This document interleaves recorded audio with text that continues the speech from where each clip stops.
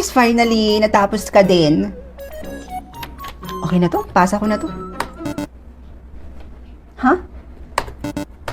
Lo, ba't ayaw mag-send? Ma?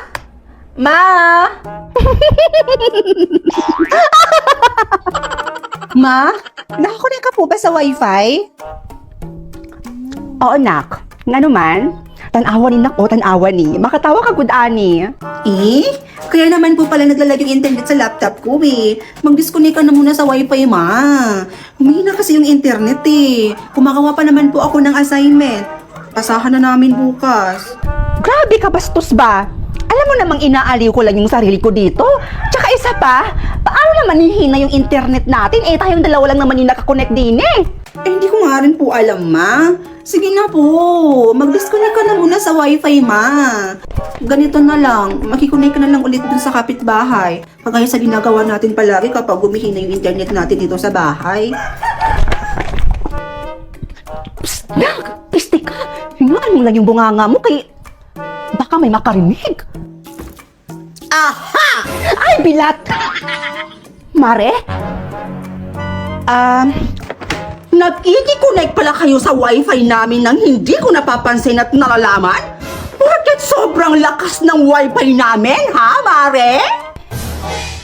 Ha, makikonnect sa wifi namin? Gusto? Pero magpaalam ayaw? Grabe kayo! Hala. Ay naku, Mare, pasensya ka na. Ito kasing wifi namin. Kami lang naman na anak ko yung nakakonect din eh. Pero madalas, mahina yung internet. Nakakainis. Ay nako, Mare, kung ako sa inyo, magbalik na lang kayo ng wifi para hindi na kayo makikonnect sa iba kapag humihina yung internet nyo. Ay nako, mag-bida fiber na lang kasi kayo. Bida fiber? Ay, naku, Mare, ha? Baka naman masyadong mahal yung babayaran namin dyan buwan-buwan. Naku, hindi, Mare. Dahil sa halagang 888 pesos, makakakonect na yung gadgets. And up to 75 Mbps pa ang speed with set-off-fee supply. Napakasulit naman! Ay, naku, Mare, bakit ngayon mo lang sinabi na bida fiber lang pala yung solusyon dito sa problema namin? Piste ka? Eh, hindi ka naman nagtanong. Ay. Please, bigyan mo ako ng kahit 25% na kayamanan lang. Ano? 100%? So, ibig sabihin, mayaman na ako. Maalis na ako Papasok na po ako. O anak, 100% pala yung nakuha mo. Naku anak, bakit hindi mo yan private? Bakit ko naman po ipa-private, ma? Kasi anak, titingnan natin kung sino ba yung mga taong kilala ka lang kapag may pera ka. O kung may kailangan sila sa'yo. Tapos kapag wala ka ng pera, hindi ka nakilala. Sa bagay. O siya, sige po, ma. Alam mo kasi anak, sa panahon ngayon, marami na talagang taong mapagsamantala, mapagpanggap, o di kaya manggagamit. Kaya nga po. O siya, sige na po, ma, ha? Alis na po ako. Baka malate pa ako sa klase ko. O siya, sige anak. Basta mag-iingat ka. Opo. Hi, Luna! Uy! Erika! Nandito ka pala? What?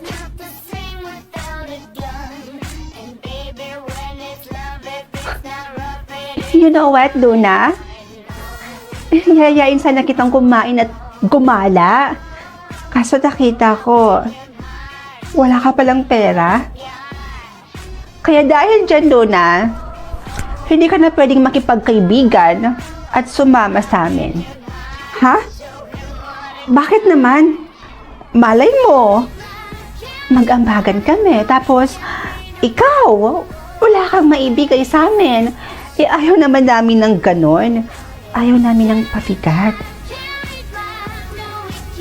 Kaya simula ngayon, ayaw ka na naming maging kaibigan dahil mahirap ka lang pala. Okay. Sige.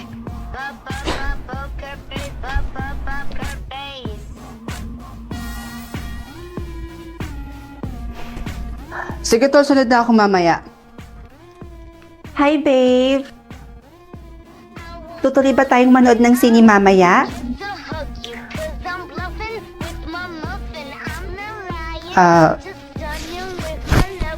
Huwag na pala. Nagbago na isip ko. Ha? Bakit naman? Pagod na rin ako sa relasyon na to. Siguro mas makakabuting mag-break na lang tayo. Ano? Bakit naman ganun? Bakit basta-basta ka na lang nakikipaghiwalay sa akin? Ano bang nagawa ko?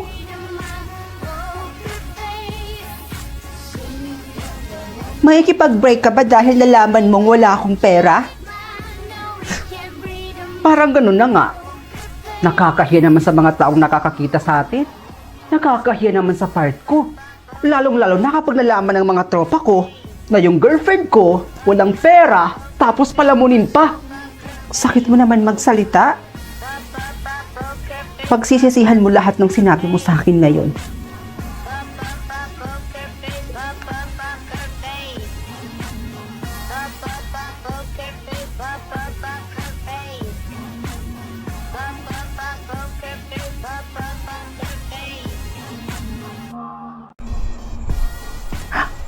Tatlo lang? Ako, kayang-kaya ko to. Easy. Ano? Talaga ba? Ang hirap naman ito. Ba yan? Ma'am, excuse me po.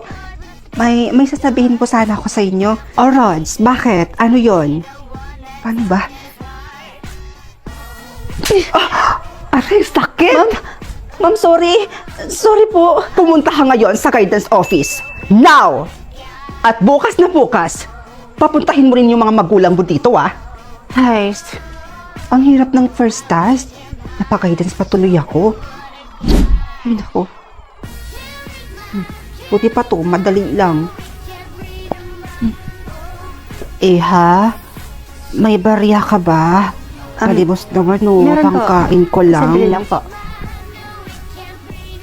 Eto po, Nay. Ang bait mo naman, ha? Salamat, Ano naman kaya yung next task ko? Ay, si Mama? Naku, madali lang yun.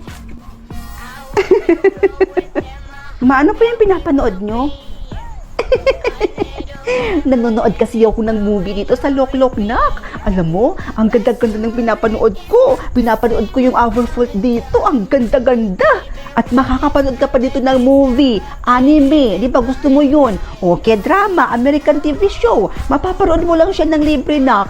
Alam mo ma, napapansin ko, ang blooming nyo po ngayon. Paganda po kayo ng paganda Sana all. Napansin mo pa yun? Doon namang anak ko Di ko na nga masyadong pinapansin yung kagandahan ko. Diyos ko anak, gumaganda lang naman kasi ako kasi palagi akong nalililigan ng papa mo. Inaaraw-araw ba naman? Ha? Bakit ganun? Dapat na kompleto ko na to kinumplement ko naman si mama. Bakit kaya ganun? Kinumplement ko naman si mama. Pero bakit? Hindi ko pa rin nakompleto yung task. Bunso, nakita mo ba kung nasan si Mama? Nasa loob pa si Mama, ate. Ganun ba?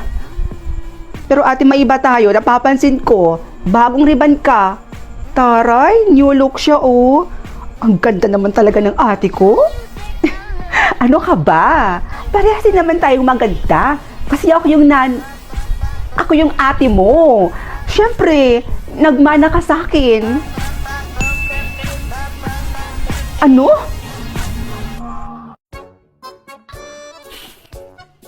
What if di kami naghiwalay ng ex ko? Pero what if kami talaga? What if from ex to lover? Ay, What if naman kung kutungan kita? Kanina pa kita hinahanap, nandito ka lang pala.